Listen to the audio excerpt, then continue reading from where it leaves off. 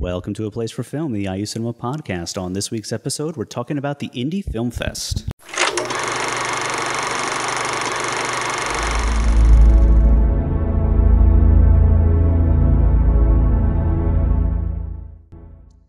All right. Hello, everyone. Welcome to the show. My name is Andy Hunsucker, and I'm one of the hosts of the IU Cinema podcast. As we mentioned, Jason is kind of out in the world this week. But this week, I've got Managing Director of the Indy Film Fest, Lisa Trafone, here to talk about, obviously, the Indy Film Fest. Thanks for sitting down with us. Thank you so much. So last year, the Indy Film Fest was like the highlight of my summer. So, I'm so glad. Yeah, so I'm really glad. It came at the perfect time. The cinema went dark, and I was like, what movies am I going to watch? And it was like Lisa Trafone came through. So I'm really excited about this year's festival, and I actually got a chance to see some of these films a little early, so I'm up on a few of them. Yeah. So let's just get some general info out there. When is the festival happening? Absolutely. So this is our 9th annual festival, which is kind of crazy to think about. It is July 19th through the 29th in Indianapolis. So we are a bit apart from Bloomington and the IU Cinema scene, but we invite everyone to come up and check us out here in Indy. We are primarily hosted at the Indianapolis Museum of Art. This year we're also doing something exciting. We're doing some more screenings at Earth House Collective, which is downtown Indianapolis. They have a real strong ties to the community. They do a lot with art, a lot with music, and we're excited to be their film arm at Earth House. So, and then it's super simple. I'm sure we'll talk more about it, but tickets are $10. It's just like going to a movie. We'll have popcorn, we'll have beer. Yeah. You know, it's just come out and see something different. Yeah, there's a great little cafe in the IMA, you know. And at Earth House. So there's concessions everywhere. There's, Very cool, very cool. Yeah. I remember last year, the iced tea at the IMA was like excellent. Like I kept going back for the iced tea. I did not go to one movie without having an iced tea in my hand. We'll be sure there's plenty. Yes. So how many films do you have going this year? This is the biggest festival that I've ever programmed. We have about 110 films overall. Wow. This is the most, so this is the third festival that I've programmed, and this is a lot. We have 40 feature films. We have over 70 short films. Oh, wow. Yeah. Yeah, so I did my my due diligence. I put my schedule together, and I think I got to 19. Wow! So that's way too ambitious. If some of those are shorts programs, that's even more. That's films. True. That's true. Even more films. Yeah, that's what I am expecting to see. I've learned the Indy Film Fest was the first film fest I ever went to last year. I learned that you really have to pace yourself. You do, and you have to adjust for like time. Like you can't pack 4 films in and forget about lunch. Exactly. You gotta give yourself time to like. You gotta have that break time in there, or it's just not gonna work. No. It's not gonna work. So the good news is that all 110 films play twice. Yes. Every single film plays 2 times. So if you do miss it, if you do build in a break, you can go back and find it at another time. Exactly. And where can people find out about the fest? Yeah, it's really simple. It's indyfilmfest.org, INDY filmfest.org. You'll see a button up at the top. It says 2012 films. Just click on films, and you can do just like you said. We use a service that you can go in and build your own schedule and tell it everything you want to see and get it on your phone. You can have it right there with you. So. Yes, this is called Festival Genius, and it literally is genius because I've seen a couple other film fests use this same thing, and it's great because it's not easy putting together. I'm sure your job is hard enough putting together a schedule of all these films to put together. As a viewer of the films, it's difficult to be like, how do I make sure I see this film that I want to see? Because it's not easy. And then you think, oh, well, I'll go to this one. Yeah. Oh, but it's playing at the same time. So this little app is brilliant because you can just press a button that says, put all these in a place where I can actually see them. How would I see all of these if I wanted to? Yeah. And it does that for you. I read a tweet by one of the programmers at TIFF, the Toronto International Film Festival, tweeted something about something a programmer once told him about if it doesn't hurt a little in your programming, it's not a good year. Yeah. Like it's gonna hurt a little. And I think that then trickles down to the average Joe audience member. I mean, there's definitely those rock stars that come out to as many films. They take vacation time and see every film every day. But for, our hope is that you can come out, if you come out to one film, if you come out to 6 films, you've seen something great. You've enjoyed yourself. So if you can fit in one thing, it might hurt a little that you don't get to see the others, but what you do select, you won't the grass is greener whichever side you're on. Exactly. And what's great about it being a festival, there being people around to talk to, you can sort of say to somebody, hey, what did you think? Absolutely. I'm about to, I got a choice here between these two. Have you seen either one? Absolutely. You can get out there. I would last year, there was a little couch area right in front of the theater. I heard a lot of sort of chats about different films. I made a new friend who he realized he and I were the only people in the room that had ever heard of this particular film. And I think, what was it called? American Astronaut. Okay. It's something that the director of the cinema, John Vickers, is just crazy about, and he forced me to watch it.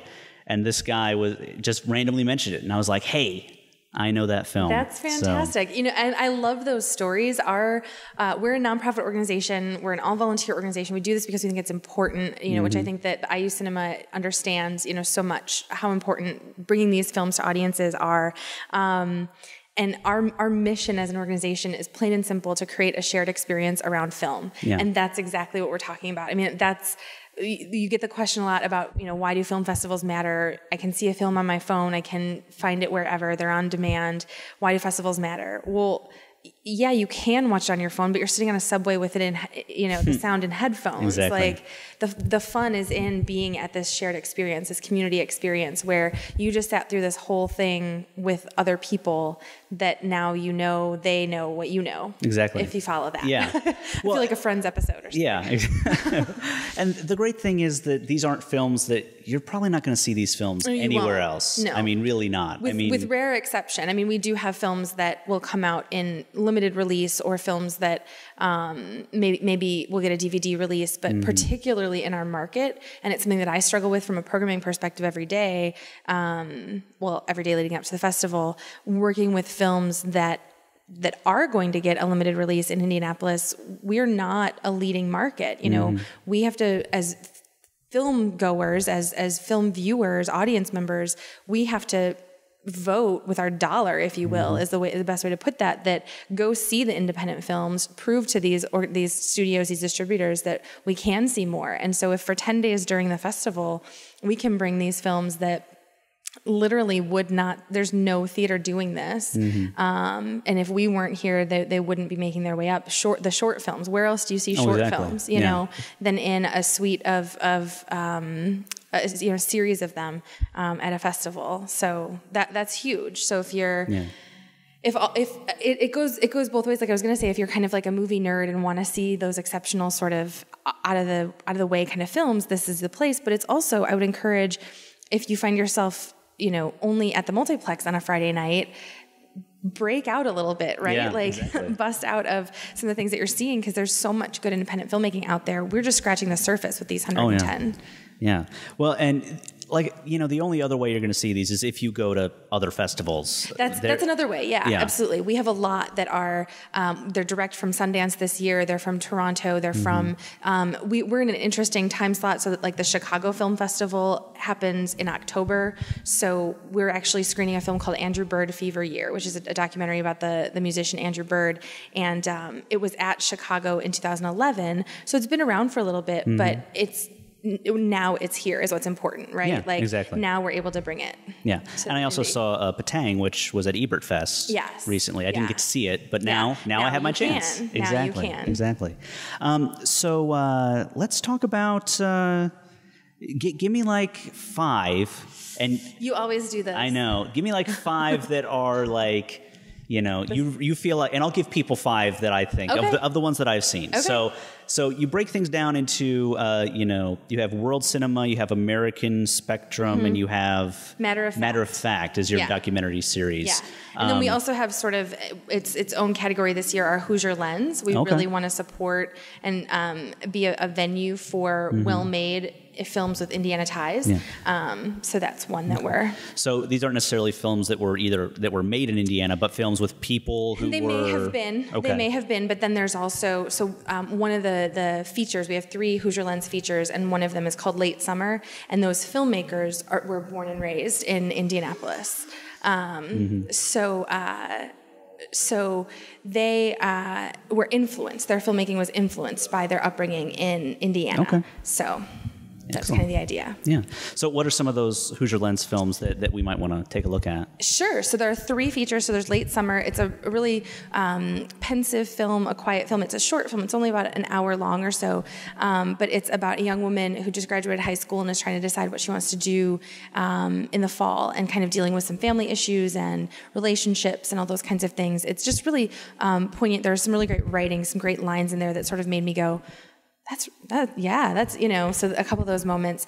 There's one that is, it's a road trip film. It's kind of fun because the road trip is from Bloomington to Michigan City. So it's kind of like an Indiana road trip. Right. But it's a good time, and it's two best friends and sort of them reconnecting and becoming adults and that sort of thing. So that one's really great. It's a world premiere here at the festival.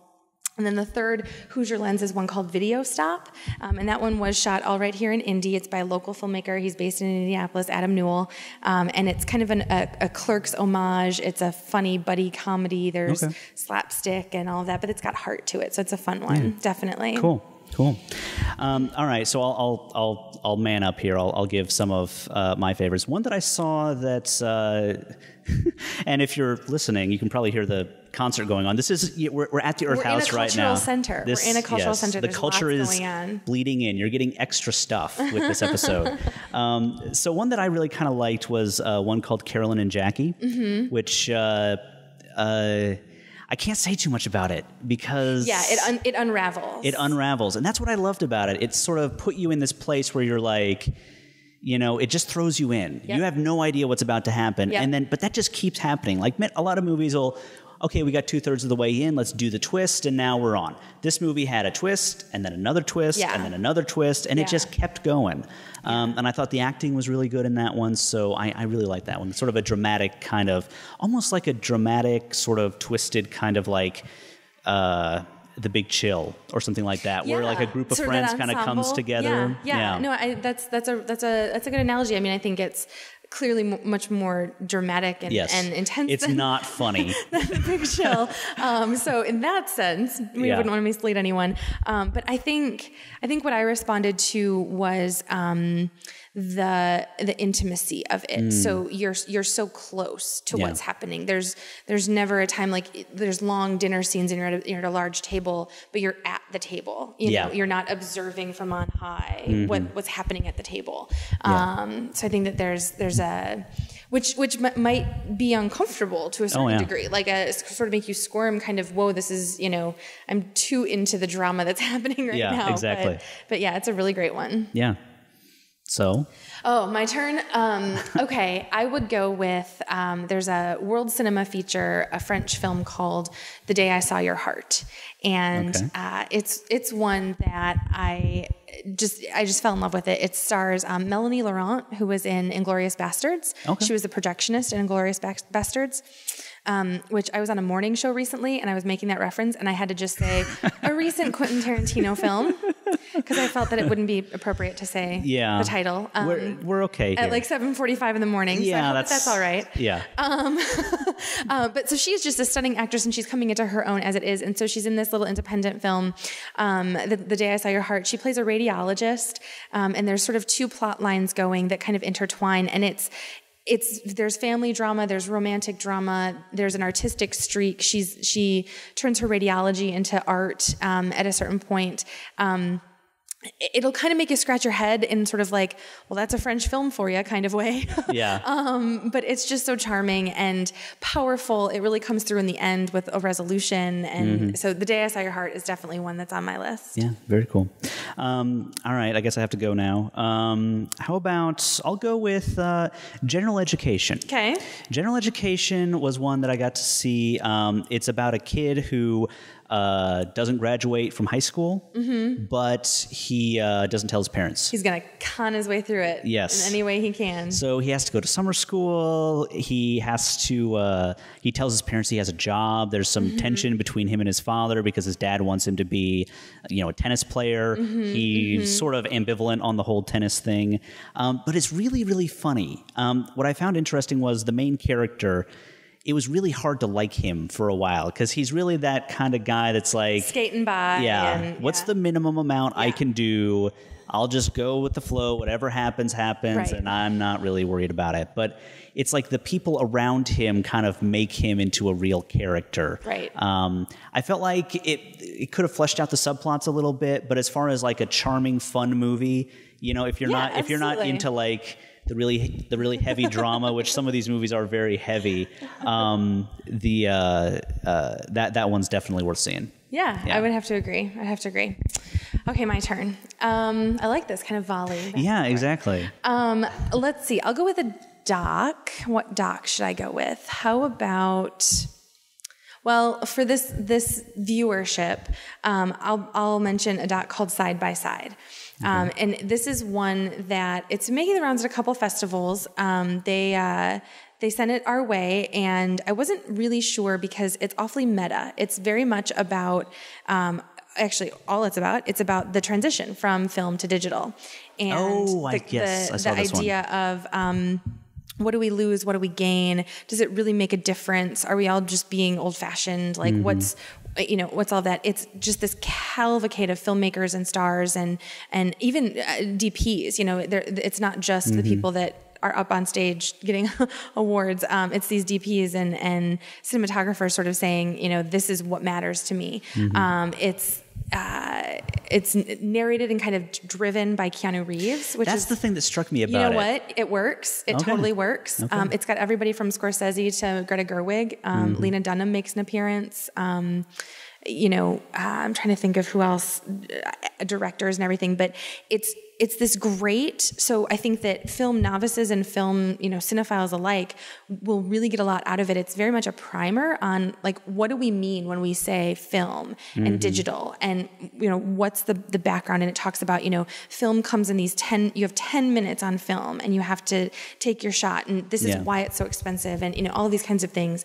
And so it's that kind of primer, but then it's also this great, like, we had a film last year. We actually closed the festival with a film about the National Registry Love of that films. movie. And so it's in that vein for film lovers of like that meta-ness of it, a film about film, but it's different in that it's not about what the films are or why they mean so much to us. It's about how they're crafted and how they come about and all of that. So Side by Side is a great, great doc. Speaking of opening and closing films, have you announced your opening and closing films yet? So let's absolutely. throw that out. So this year we are opening with a 2011 Toronto Film Festival pick. It's a film called The Oranges. It stars pretty much everybody. It's got Hugh Laurie, Allison Janney, Oliver Platt, Catherine Keener, Alia Shawkat, who is in Arrested Development, Adam Brody, and Leighton Meester kind of make up this ensemble cast. And it's the story of two families who have been best friends forever and their kids, and what happens when some lines get hilariously crossed. Okay. How's that for a bit of a teaser? All right, there you go. So that is July 19th. It's at the IMA. There's a party right afterwards at Sun King Brewing. Your ticket includes a complimentary pint of beer. There'll be popcorn. There'll be a food truck for food. We're just going to kick off the festival and have a great, great time. It's a Thursday night, July 19th. Good. And the closing film? And closing night, this year we are closing with a film called Somebody Up There Likes Me. And I might defer to you to talk a little bit about this film. I did get to see this one. But I'll give you just the details, if you will. Closing night, we always close on the Saturday of the second weekend. So this year it's July 28th. And the reason that we do that is that we'll announce all of our award winners and audience award and all those kinds of things. And then on Sunday, you'll be able to see all of the best of the festival. So Saturday, July 28th, and that actually will be at Earth House with the party here at Earth House right afterwards. Okay. And when you see the film, you'll understand why, but we actually have Hot Box Pizza and Bricks, which is a local ice cream station, are both donating some pizza and ice cream for the party afterwards. Yeah. So this was a fun movie. This was a fun movie. It's totally in its own world. It is. It is not a recognizable sort of experience, at least from a human perspective. but it's just fascinating. They went for it. Yeah. And it's got Nick Offerman from Parks and Rec, who is a genius. He's not really playing Ron Swanson, but it's Nick Offerman, so everything he does is just a little bit. That, yeah. It also has another actress. I saw her in a movie called what was she in? She was in a Joe Swanberg movie that I saw recently. What was it called? I forget the name of it, but she plays like an actress, and like her boyfriend goes away, and I felt like I had seen her in something before, but was it Green? No. It was Alex something. I don't know. No, maybe I don't remember. Anyways, Joe Swanberg makes 8 movies a year. Exactly. So I love you, Joe Swanberg. You're awesome. but yeah, it's it's fascinating. It's a fascinating movie. So this is one that I caught at South by Southwest, and it's by an Austin filmmaker, a guy named Bob Byington, and he's made several films in the past. In a funny turn of events, I read one review that called this film his most approachable yet. So if that gives you any idea of sort of his filmmaking, he's always been sort of he's making films from his perspective, and that's really the best way to say it. And you know, I loved it down there, and we talked and just thought that it would be a great way to go out on the festival. You know, on that note, it's quirky and dry and raunchy and awkward and funny and charming and sometimes really random, but you kind of leave having enjoyed the ride. You do leave having enjoyed the ride. And it tells like a complete story. It's not sort of scatterbrained. It really has a mission. Absolutely. It's sort of trying to get to a place. Absolutely. And a lot of what it does, the devices that it uses, so this doesn't give anything away really, but there's like some transitions. It's a film about the span of 35 years in this guy's life. And so some of the transitions of timing, there's devices that maintain, like there's nothing that irks me more than a device that's introduced at the beginning of the film and then goes away. Yeah. Like it was clearly just made to like make things easier at the beginning of the movie. And he's good about that. He knows what he's made, and he's made it well. I think it's your turn. Another film? Okay. Yes. Another film. What film do I want to talk about? There's so many. This is like there's Madonna's Pig and Found Memories. Talk about Madonna's Pig, because I am reworking my entire schedule to see that film. It's worth it. It's playing at like 10:30 or something. I'm going to have to drive back to Bloomington at 1 a.m, but I'm going to do it because that movie sounds fascinating. Yeah. It is. I mean, there's a lot recognizable in it. It's sort of a fish out of water story. I should say it's a Belgian film. It's about a sales guy who is on a mission he has like a deadline to sell this. It sounds so goofy. He has to sell a robotic pig. Yes. So he's been sent out to the country to sell this robotic pig that's supposed to help these farmers with their pig production. And we'll just leave it at that. Yeah. And he gets stranded. So he's this fish out of water. He lands in this little town he didn't expect to land in. And then it's sort of the cast of characters that he encounters and the set of circumstances that he stumbles onto. But it's like bubblegum. It's colorful. It's fun. It's funny. You'll leave just giggling, you know? Yeah. It's a fun one for sure. Madonna's Pig. Excellent. Let's do just a couple more. I'm gonna throw a short film in there because last year, sort of the real big highlight for me was the short films. Because again, you don't get to see a lot of short films. Like at IU, you get to see a lot of student-made short films, but it's different. You know, it's like you know, you're sort of you see everything and like you find a few gems. Here, like 99% of them are gems. One that I got to watch was called Pedestrian Jar. Yeah, and just the title just struck me. Like I got to know what this is. Like, is it a jar with pedestrians in it, or is it just a really pedestrian jar? I don't know, but I want to find out. Something unassuming, a jar that's not really. This movie just blew me away. I was laughing my head off the whole time I watched this. This is one of the funniest. This, you know, if this was like a Saturday Night Live digital short, it would be the best one. It really would be. It's about... But you can't give it away. Yeah, you're right. I can't give it away. You just have to watch it. You have to go watch it because it's genius. I believe it's playing. You can check this on the site, but I believe it's playing in our Laugh a Minute Shorts program. Yes. So we have a handful that are like that. Excellent. I'll throw out one more since there were several that I liked. One called Little Boat.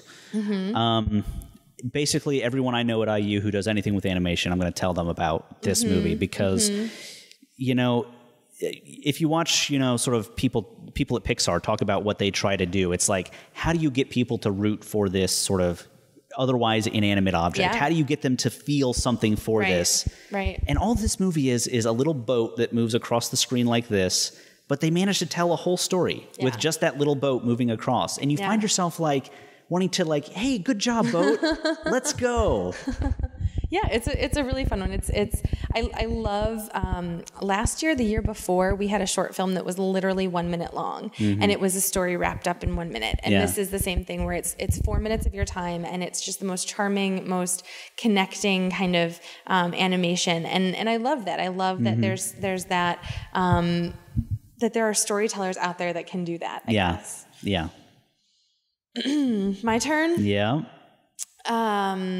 For a short, for a feature, for okay, let's say this will be your last one. You'll do one, and then I'll do one more, and then we'll be done. So give me like your top pick, the one that you cannot miss. Huh? Yes. No pressure. No pressure. Dang. Oh my gosh, I hate this. I really hate it. It's like asking like a musician to pick the favorite track on their record or to pick a favorite child or something. I just can't do it. If you're watching this, filmmakers, I love you all. The one that comes to mind, and maybe it's just because we were talking about this a little bit earlier, and I know I'm going to walk away and regret this and be like, oh, I should have talked about that one. I should have talked about that one. But the one that comes to mind for me right now is a film called Arcadia. Mm-hmm. And this was one, I probably went into it a little bit biased because I found out that right before I put it in, I found out that John Hawkes stars in it. Yes, John Hawkes, who was in Winter's Bone. And Martha May Marlene. Yeah, he's been in... I probably just got those all messed up, but you know which one I'm talking about. Last week we had another guest who couldn't it's that do one. The title. It's that one. He's the most underrated actor of, the last 5 years or whatever. So I knew that it was going to be a quality piece. It's by a female director, which I think that there's just a perspective. Like I don't mean to say that I don't mean to start the whole conversation, but it brings a perspective to things. It's a story of a family going through some rocky times. You kind of jump in the middle of this family relocating, but there's this clear gap in that the mom is not with them. So it's an older sister, a middle sister, and a younger brother, and just the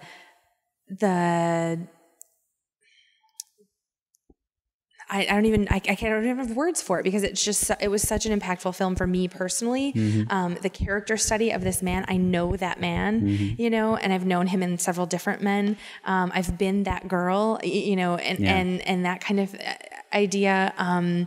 You remember being a teenager and just wanting things to be okay, just wanting things to be normal. It's beautifully shot. I was saying earlier, there's a shot in there, you have to look for it, where the camera tracks on the highway, but the car that the family is in goes off the off ramp, and it's just this stunning, captivating, and there they go, it's a really sharp film. I can't say enough good things about it. And I agree, it's really good. The character John Hawkes plays, he's so... Maybe I should say this for the review episode, but I'll talk about it a little bit. He's so focused on his worldview. Yeah. It's tragic because he clearly loves his kids desperately. Yeah. He loves his kids, but the way he sort of reacts to the rest of the world is so specific and so unfortunate. Yeah. That. Well, and to me, that's a testament to the writing of this film, right? Is that you've been able, in a matter of 6 words or 4 words, whatever a response that his character gives, you're able to evoke, I know what kind of man that is. Yeah. And I understand that he's got issues or he's got things going on, so Arcadia, it's a fantastic film. Yeah. The last one that I'll bring up, and it's my favorite film that I've seen so far, and I got to talk to the director this afternoon. I got to interview him, Searching for Sunny. Yeah. Searching for Sunny is this brilliant little... it's sort of like a send-up, almost like a noir sort of thing, like a noir comedy almost like The Big Lebowski or something like that, where these guys clearly do not belong in this movie. Like, they clearly don't belong in the situation they're in, but they've been thrust into it, so they're trying their best, even though they're really not very good at it. It's got a lot of recognizable faces in it, so especially if you're a TV fan. So Jason Dohring, who was in Veronica Mars, Minka Kelly, who's in Friday Night Lights, who's just becoming a bigger name. But it's got a narrator, and a lot of times the narrator is sort of like a crutch, like, I can't. They clearly just ran out of ideas, so they just have to throw a narrator. Yeah. This is one of the best narrators I've ever experienced because he's part of the story. He's also almost like the Arrested Development narrator, you know, where it's sort of like he's commenting on the story and he's sort of involved. He's not just like a passive narrator. He's sort of involved in what's happening. Right. But it's hilarious. It's really engaging. It's just something you got to see. Yeah. It's something you got to experience. Yeah. And so good. I'm glad you got to talk to him. We're excited about that one. Yeah. That's very fun. So that's an excellent film. Searching for Sunny. So. Yeah. All right. Well, I think maybe we should get out of here. Sure. So thank you so much, Lisa, for sitting down with us. I love talking about them. Yeah. We talk about all these films for ever. So thank you. Yeah. So Indy Film Fest, 19th through the 29th July. And so yeah. Check it out. We hope to see you there. Yeah, at the IMA. So thank you guys for watching and listening. This has been, and always will be, A Place for Film. A Place for Film is recorded at WFIU Studios in Bloomington, Indiana.